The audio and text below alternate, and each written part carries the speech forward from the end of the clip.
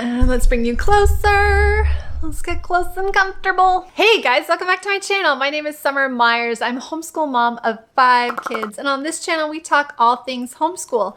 And today we're gonna talk about kids not wanting to do the homeschool work that they're supposed to be doing for that day. All parents have those days where you ask a child to do something and they just flat out refuse, they flat out ignore, they delay, they hide, they do something to avoid doing the thing that you have asked them to do. I feel like when I dived into homeschool, I just expected my kids to just fall in line and we're just gonna homeschool. And they were all gonna be like, yeah, and just be like. However, there are days where my kids have resisted doing their schoolwork. And so that's what I want to talk about today. How do you address that? How do you find the patience, the love, the grace to teach a child who is just resisting you at every turn? So this video is separated into 2 parts. I'll have timestamps linked down below. The first part here is things to consider. And then the second half will be practical tips. So some things to consider first are, is this a discipline issue or is this a school issue? How do they react when you ask them to go pick up their room? How do they act when you ask them to eat their dinner? How do they act when you talk to them about anything? If it's a discipline issue and they resist you in all areas of life, then it's a parenting issue. And there's some things that you can do to address that. If it is a school issue, they typically will do as you ask. There'll be some, push and pull as children and parent relationships go. But they're usually very happy, cheerful people. But as soon as you bring out the workbooks, it's like, oh my gosh, the world is ending. I have a headache. I have a stomach ache. You know what? I really am sleepy. You know what? I'm really hungry. What is their reaction when they pull out those school books? So is it a discipline issue or is it a school issue? And a thing to consider within that is evaluating your relationship with them.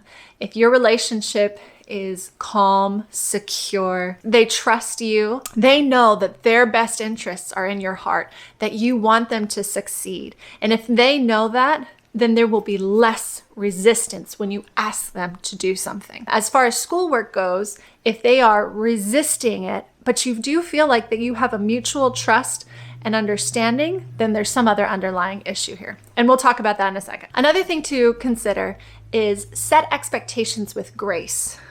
We expect you to do school every day. We homeschool. This is our life, this is our style, and we do it like this. And if there's an expectation there, your children will rise to meet it because they know, I expect to wake up, I expect to eat breakfast, I expect. Our whole life is built on expectations of what's going to happen the next thing. And school can easily slide into those expectations. However, it comes with grace. You have expectations. Are they too high? It's okay to have goals and it's okay to want the best for your kid and for them to reach for the stars and get there. But if you've set yourself and set them up to such a high expectation that they are just not going to reach it because they're too little, or they're not going to reach it because their desires fall on a different path, then that's something that you need to reevaluate. Make sure that you are giving them goals to reach for, that they are attainable and that they can get them. So the third thing to consider is curriculum. Does this curriculum match their learning style? Does it expect your little 6-year-old to sit there for 2 hours every day and do all these hard problems? Is that realistic? Does this curriculum expect your visually inclined teenager to listen to a lot of their teaching work? So audiobooks, whatever. And is that realistic for them? Make sure that the curriculum matches how they're going to learn best. Also, is it at their actual level? So many of us have pulled our kids from public school and they were at a grade level with their peers. So they had not only a grade level assigned to them, they also had an age level assigned to them. And that doesn't necessarily translate into curriculum. Your daughter may be super ahead in science, math, but is struggling in reading, writing, creative writing. And they're a couple of grade levels down. That's okay. Girlfriend, that's okay. That's what homeschooling is about. It's about meeting them where they're at, not necessarily where some arbitrary bureaucrat decided they were supposed to be at. You decide. And it can be a little humiliating for you as a parent and also for a child to be like, here's a 4th grade workbook that we're going to work on. I know you are 13, but this is where we're at right now. You don't have to lay it out like that. What you're doing is, this is where we are at. We're going to work through it, and then you're going to master it, and then we're going to move on. This is no big deal. This is no sweat, and it'll be okay. All right, so those are the things to consider. Let's go practical tips. One way that I help my resistant children is timers.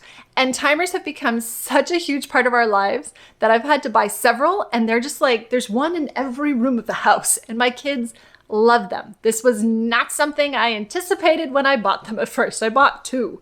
That's how naive I was. So this is how we use them.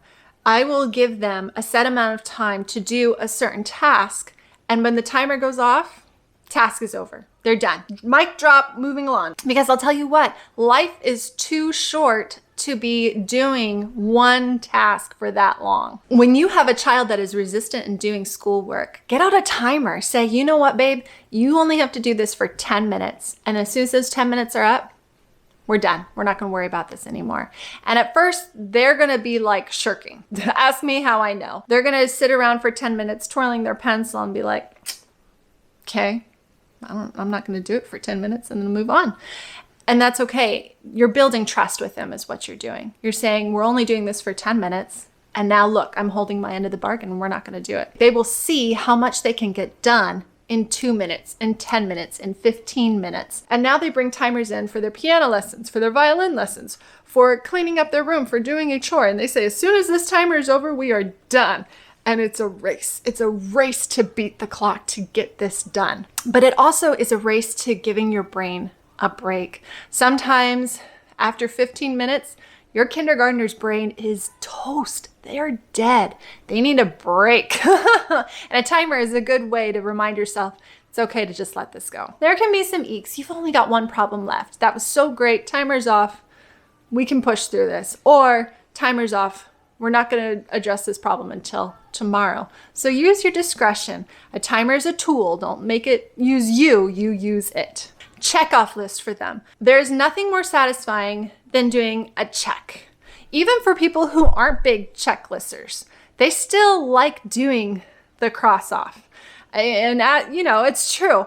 I am not a huge list maker, but when I do get to check off something, it's like, hey, I checked something off. Do this for your kids. Let them check off the boxes and say, you did your math, you did your English, you did whatever, and just have them check it off. It doesn't necessarily have to be a check. It can also be one of those teacher stamps. I got a big set of great job teacher stamp or whatever, and they get to pick their stamp and then they get to mash it on their work and they checked it off. It's completed and they did a great job on it or whatever. And that's very satisfying to them. Do they fidget? Is it just something that they're just like, I can't hold still? I mean, I say this while I'm fidgeting and moving and jiving in front of the camera. If it's really hard for them to sit still because they're kinesthetic learners or whatever, and they just have got to move, there's nothing wrong with doodling to just, get your brain set and calm so it can focus on a problem. There's nothing wrong with taking a break and doing 5 jumping jacks. But another great tip is to have them chew gum. Just that moving of the jaw or sucking on a mint or something, that is just a second activity that they can do, kind of like bouncing their knee or swinging their pencil around, that helps them focus in on the task at hand. Definitely worth trying out. Another thing to consider, are they easily overstimulated? Are they having trouble focusing on their work because it is just chaos? I mean, at our house, I like having us all together, but it is overstimulating. By dinner time, I'm like, it has to be quiet. I just have to have quiet. The overexposure to everything, and I need my brain to be reset. I'm one of those people. If your child is the same way, get some noise canceling earphones. Let them do some school outside where it's quieter. Let them go upstairs to their room where it's quiet. Give them a break from being around all of the chaos to focus in on their schoolwork. Another tip, and we kind of touched this on timers, is school the appropriate amount of time.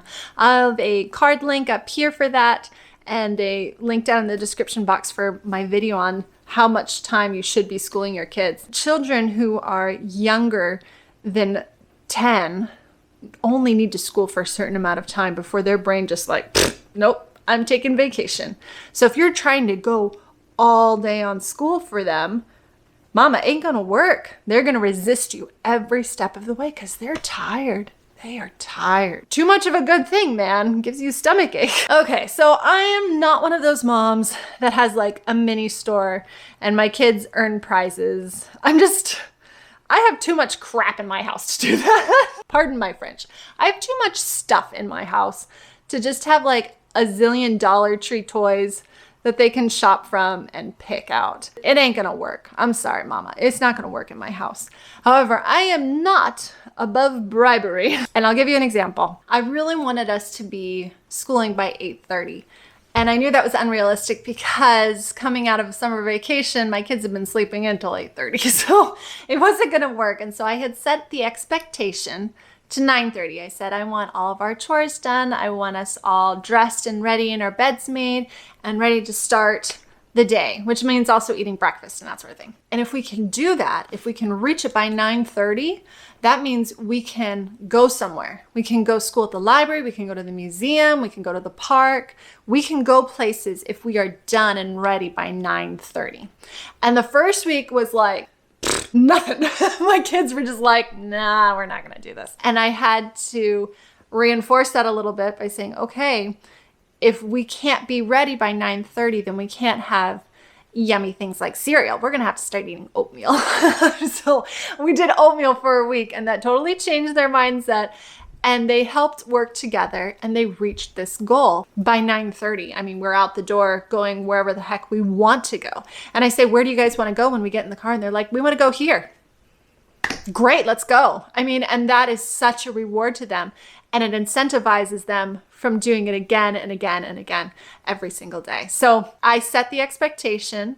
There was a consequence when they didn't work towards it, which was oatmeal. I mean, wasn't that big of a consequence. They did it. They reached it. They rise to it. And then they got the reward every single time because we were going out and doing fun things. I wasn't a bad guy. I was setting expectations and I was giving them success.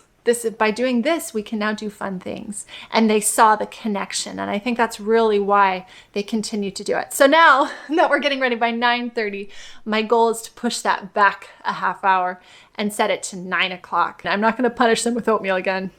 Never fear, never fear. As far as bribery goes or incentivizing goes, what are some goals that they really want and a natural consequence to that?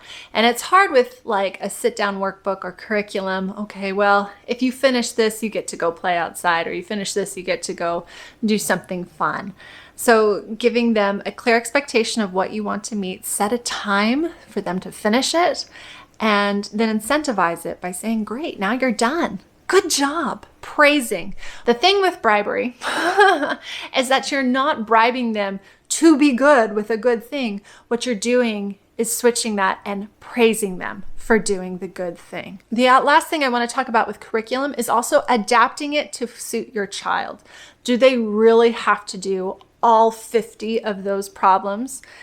You know, it's so easy as type A personalities and those checklist personalities that I think a lot of homeschool moms tend to be, this is what the book asks us to do, and this is what we're going to do. As far as curriculum goes, you don't have to pull from a bunch of different curriculum. You can adapt the one curriculum you have to suit your child.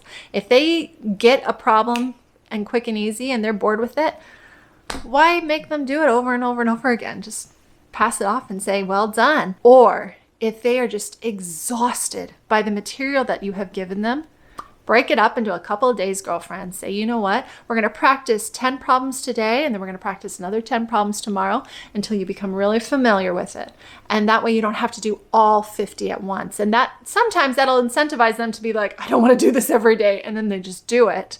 Or they say, okay, that's really helpful, Mom. Thank you. You're not trying to be the bad guy. You're trying to work them towards success. I could have written like a million things about this subject. I have so many ideas to talk about. So if you would like a part 2, certainly mention that down in the comments and we'll talk about it some more, because I could just talk about this all day. If you like this video, thumbs up, subscribe down below, introduce yourself if you are new here, and I will see you guys all next week. Happy fall. Bye. I need a water. My water is so far away.